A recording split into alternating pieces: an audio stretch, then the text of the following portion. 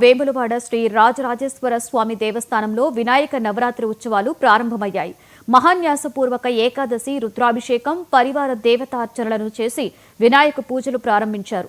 అద్దాల మండపంలో స్వస్తి పుణ్యవచనం, నాగిరెడ్డి మండపంలో అఖండ దీప ప్రతిష్ఠ చేసి సిద్ధి బుద్ధి వినాయక విగ్రహ ప్రతిష్ఠ పూజలు చేశారు. సెప్టెంబర్ 3న ఉదయం లక్ష్మీ గణపతి మూలమంత్ర వాహనము, సాయంత్రం గణపతికి మహాపూజ, 4వ తేదీన ఉదయం పూర్ణాహుతి, సాయంత్రం ప్రదోష పూజ, ఆ తర్వాత వినాయకపు శోభయాత్ర జరిపి ధర్మగుండంలో నిమజ్జనం చేస్తారు.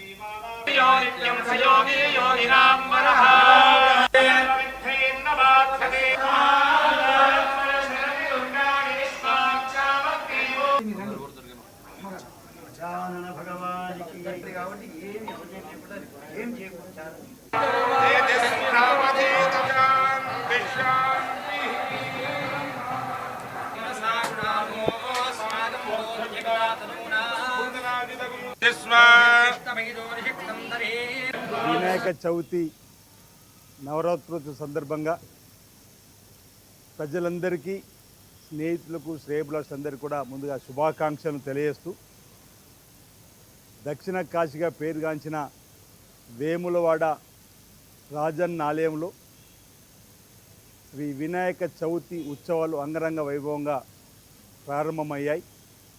భక్తుల కోలాహలం మధ్య ఆ వినాయకుడి ప్రతిమను నెలకొల్పుకొని బ్రాహ్మణోత్తముల చేత ప్రత్యేకమైన పూజలు గావింపజేసి తొలి పూజా కార్యక్రమాన్ని చేసి లోక కళ్యాణం జరగాలని చెప్పి ఆ స్వామివారు వేడుకునే కార్యక్రమం ఇప్పుడే మొదలు కాబట్టి భక్తుల దర్శనానికి మరి బారులు తీరినటువంటి సందర్భంలో మన హైందవ సంస్కృతిలో తొలి పూజ ఆ వినాయకుడికే.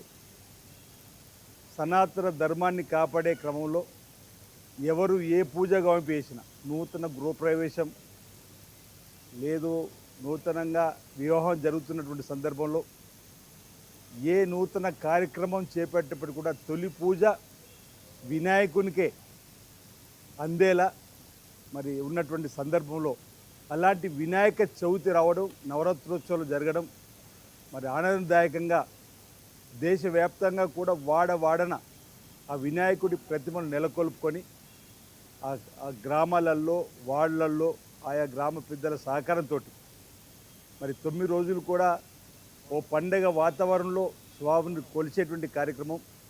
ఎలాంటి విఘ్నాలు తలెత్తకుండా చూడు తండ్రి అని చెప్పినటువంటి ఆ స్వామివారికి ప్రీతి పాత్రమైనటువంటి మొక్కులు, పూజలు బ్రాహ్మణోత్తముల చేత అన్ని మండపాల్లో చేసేటువంటి కోనసీమ జిల్లా పి. గన్నవరంలోని ఆయన